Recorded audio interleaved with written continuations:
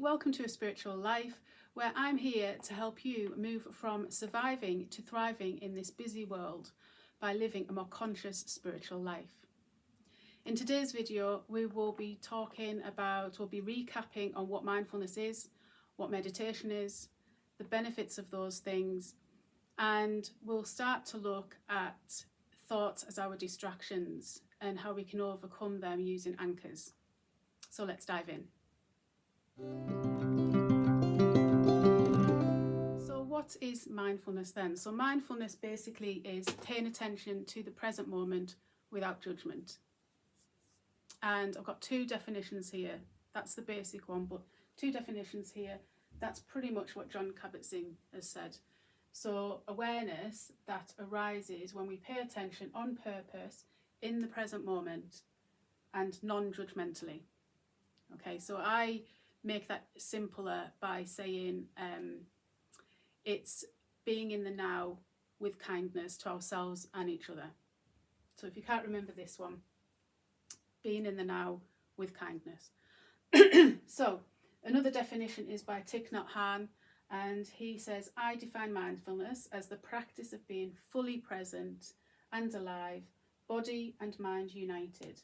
Mindfulness is the energy that helps us to know what is going on in the present moment. So it's all about bringing our awareness, our attention, our focus to the now. Doesn't mean we can't plan for the future, but we do that in the present moment. We dedicate some time to do that, we plan for the future, and then we move on and we carry on being in the present moment for the next task that we're doing. So in the little analogy here is if we have a circle and a line running through it, we have the top and we have below the line. So above the line is consciousness, awakened and responsive. That's where we're hoping we can be most of the time with using mindfulness.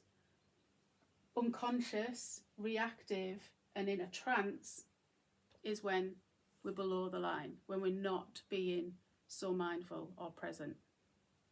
Okay, so we talk about people, you might have heard that we're below the line, or we're living above the line, or we're living below the line. So another way of talking about this, let's move it down a little bit. So I've got this wiggly line here. So if we think about a straight line being that black dotted line, and that could be, if you will, your gurus or whatever, which I don't pretend that we are. But without mindfulness, we tend to be like this in our lives. We're like a big roller coaster.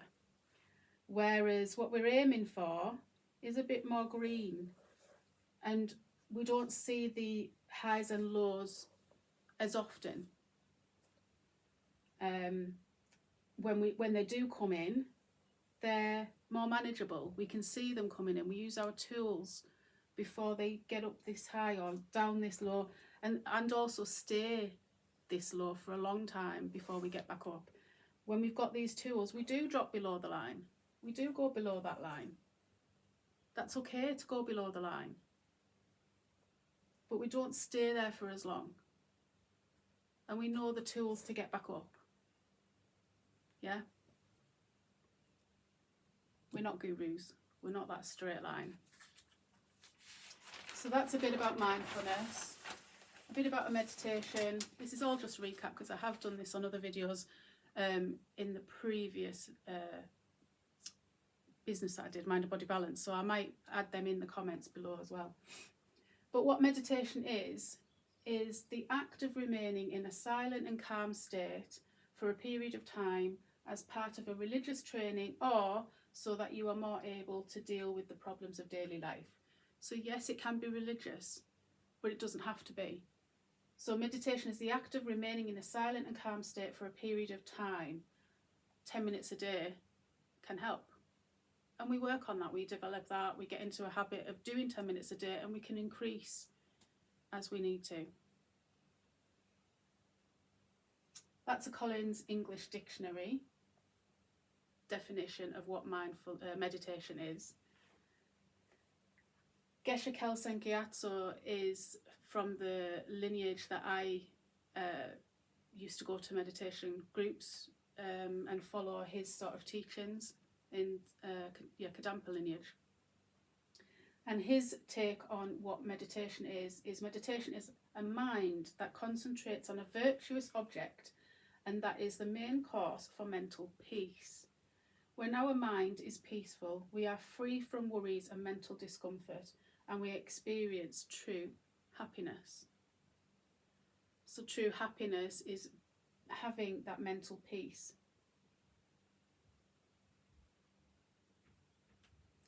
Not striving, not grasping at anything, not expecting things to be a certain way, not controlling situations or people, accepting of what is going on, but not to resign to everything. I'm going to do another video on acceptance, and so I'll delve into that a bit more.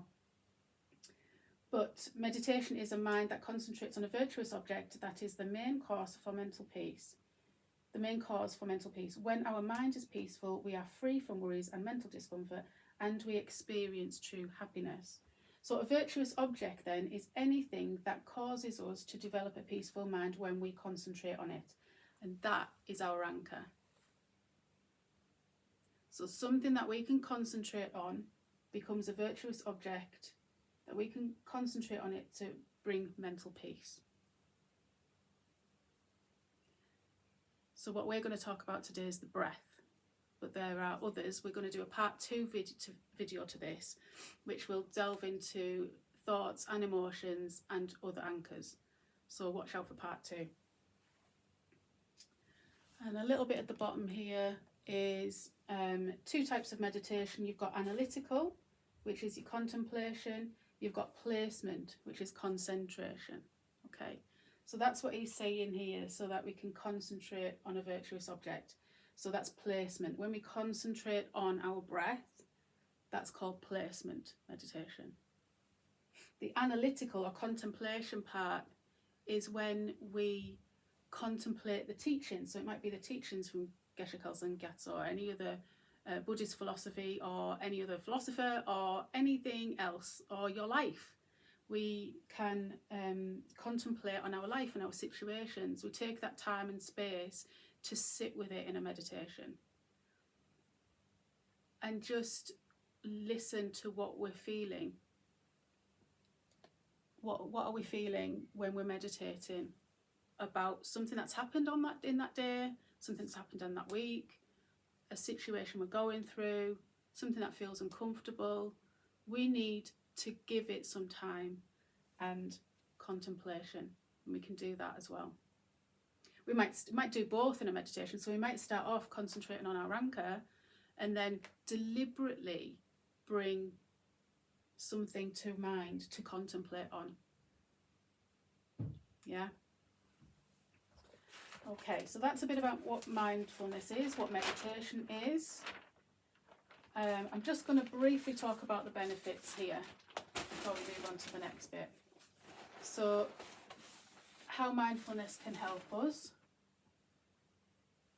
List of things, lots of research out there. Go and see yourself for research, because it is coming thick and fast now, how mindfulness and meditation can help in our busy world. So, this to me is how we get to live our conscious life, our spiritual life, how we move from surviving to thriving.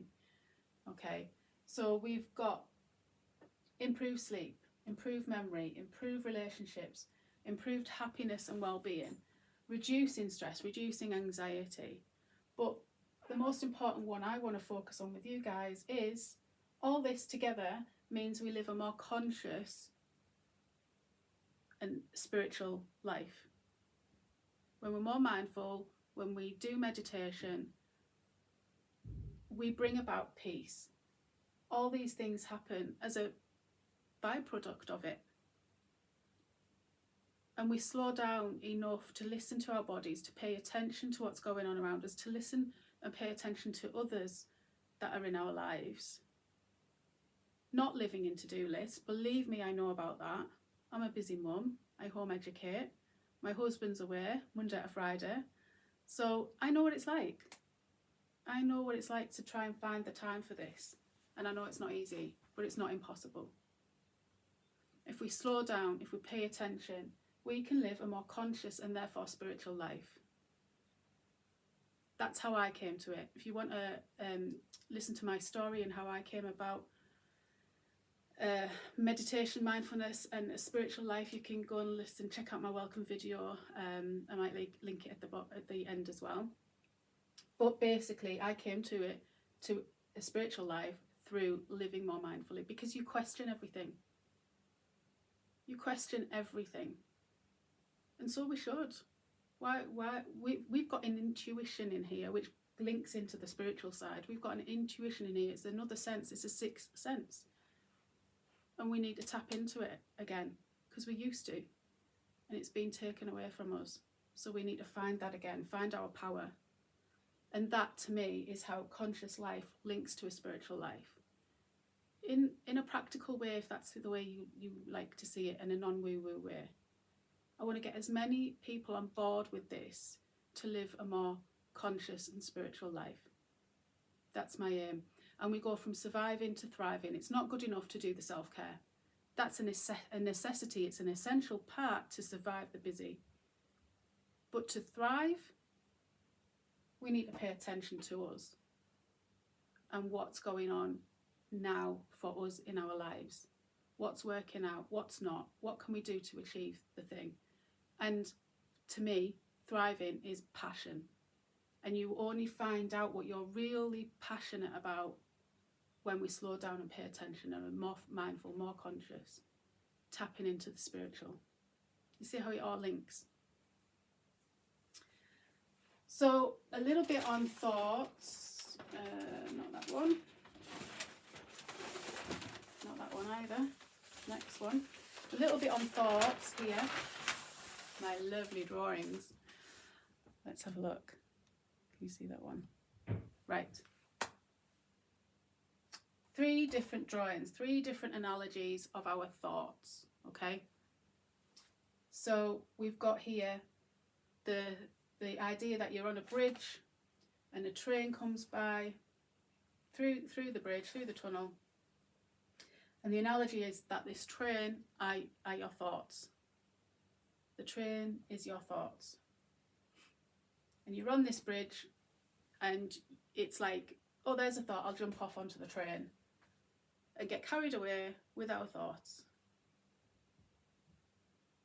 And we're already down to a different destination than we anticipated because we got carried away.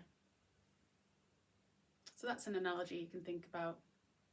Another is dark clouds, heavy clouds, light and fluffy clouds, or blue skies. So we can think of our thoughts as these clouds. And sometimes we might have deep, heavy thoughts, might be really black. And sometimes they might be nice and fluffy clouds, but they're thoughts nonetheless, but they're a distraction, but they're not as heavy, they don't have as much emotion attached to them. And they still distract us, but they're just not as heavy. And the idea with this analogy is that we just let the clouds pass, whichever one they are. Thank our bodies for having these thoughts. I think with meditation, a lot of people say, I can't do it, I can't stop the thoughts. We're not supposed to stop the thoughts. Let's say that right now. We're not supposed to stop the thoughts with meditation. We acknowledge them, we thank them. We don't resist them. And the reason we thank them is because they're there for our survival. It's part of our ego. Did we turn the hair straighteners off? Did we turn the gas off? They're there for survival. If you didn't have that thought pop in your head, you could be in a dangerous space, couldn't you? So the thoughts are good and they're there for a reason. It's when we get caught up with them and we get taken to a different place that it becomes something else, something that we don't want. And if we can stop it as we know we're doing it, in a kind way, paying attention with kindness, and just think, oh, yeah, we're okay, body, ego, whatever you want to say. We're okay. We're not in danger. I've definitely switched that off. Let it go. Or now's not the time. We're sat in meditation now. But thanks for reminding me. I'll come back to that. I'll make a point of it and I'll come back to that after my meditation. But right now, I'm in blue skies. And then the bottom one here is supposed to be a river where it gets narrow with all the rocks and the stones. So these stones, different sizes, lots of rocks, they're your thoughts again. So we can be flowing down the river, having a lovely day, bang, something happens to us. And we have a thought, a heavy thought attached to it. Something didn't work out the way I wanted. Something big's happened today, or little, doesn't matter, whichever kind. But you've hit something, you've hit a rock. They're your thoughts. Same principle, if we just let them go. Okay, I've hit a rock, but I can go around this rock and come out the other side. It's going to take a little bit longer, it's going to slow me down, but I will get through the other side. Yeah? So the point is then, these are our thoughts that we can just let go, whichever analogy we use. But how do we do that then? What's our anchor? Our anchor is our breath. Most common one, easiest one, because it's always with us. We've always got it. It's not something we've got to put in a bag and carry around with us. We've got our breath with us all the time. And our breath is a barometer of these things. I mentioned in the other video about them linking together, thoughts, emotions and sensations. So when our breath is out of sorts and shallow, there's something not right there. We need to pay attention. And it's a barometer of something that you might not be conscious of, which is why we then pay attention and have more conscious living. So our breathing can go out of whack to notice us, our sensations in our body, our thoughts that we have, our feelings that we have. I'll come on to that a little bit more in the next video around emotions and stuff. So basically, when we're in meditation, we can focus on our breath and we can focus on from the nostrils, that cold air going in and the warm air coming out. We might focus where it hits at the back and we really feel that cold air at the back of our throat. Might be the rise and fall of the chest, the rise and fall of the belly. I don't want to say if we're doing it right, but ideally we want to be breathing into our bellies. The babies have got it right and then somehow it goes from them. But belly breathing is a safe, big wasp or something. Belly breathing is telling our bodies that we are safe. So right now there's a wasp flying around and I'm going, so my breathing's relating to what I'm seeing. But I'm like, yeah, it's fine, the window's open, which is probably where it came in. So it's going to go and it'll be fine. So I can now see that this is just an example. I'm not really hyperventilating here. But if I was, I could say, right, okay, my breathing is changed. Something on the external has done that to me. And my ego, my sense of survival is saying, hold on. So we can focus on the breath. Now we can do this in or out of meditation. We do it mindfully, mindfulness nonetheless. So we bring our attention to the breath. Any one of those parts of the journey, we bring our focus to the breath. You might want to put your hand on your belly. Focus on the rise and fall of it, on the rise and fall of your chest, or just notice that cold air. And any time these thoughts come along, if we're in meditation or in any day living, if these thoughts come and we realise they're not very useful, there could be that inner critic voice, which is not useful, then we can say thank you, but we're all okay, and we go back to our breath, whether we're in meditation or we're having these thoughts in our daily life. So yeah, I would just focus on that for now. Let's start easy, start focusing on our breath when we're in difficult periods, when we're having difficult thoughts, just to slow down, because we get so much. This is where the spiritual side comes. If we can slow down, pay attention, let go of these thoughts gently with kindness, let them go, and we're left with just sitting in silence. I can hear birds. My body is completely relaxed. You can start getting what's called intuition, channeling, all sorts of things. Automatic writing when we're in that space. We can sit for a little bit, get really channeled and get really calm, and then we can get channeling coming through. Automatic writing, have you ever done that? Got in that space, had some meditation space, got in that quiet space, and then get your pen out, ask a question and see what drops in. And you'll know that it's this something else, because one, it'll come to you too quick than you can think, and two, it might not be in the language you even think in. You know, it doesn't sound like you. Words are coming to you that you don't use. It's really interesting to do that. I'd give that a try. But the main thing from this video is we've learned what mindfulness is, a quick recap, and of meditation, the benefits, and how it links to a conscious and spiritual life. Thoughts as a distraction and how we can use anchors.